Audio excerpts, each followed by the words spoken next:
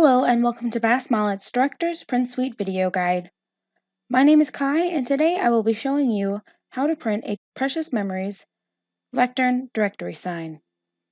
To start off, we'll select our product on the left-hand side, and underneath our Layouts drop-down, we will select Lectern. From there, we'll click the Print Information button to view the dimensions needed to print this product. For more visual assistance, take a look at the videos listed on the left-hand side. Once we're finished, we'll hit OK. And next we'll select the Print button to generate our PDF file.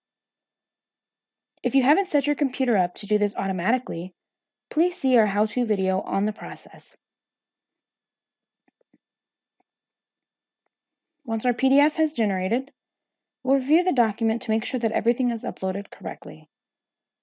Once you're satisfied with the results, click File, Print, and we'll begin editing our printer settings. From the top, we'll select the desired printer. Here, we'll change the number of copies we'd like to print, and we'll make sure that the following settings have been chosen: all pages, actual size, choose paper source by PDF page size, and landscape.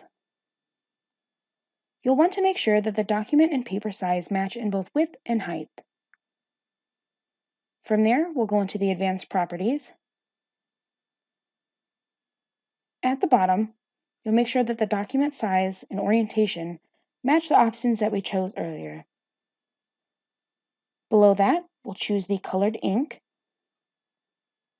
And on the right-hand side, we have the option to change our input tray. Today, I will be using the bypass tray. Last but not least, we have the paper type. This will always be thick 1.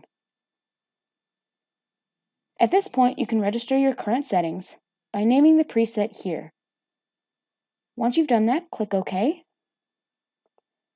and you will create a shortcut for future use. Once you're finished, click OK, and we'll be ready to print. For more helpful tips, please stay tuned for more of our how-to videos.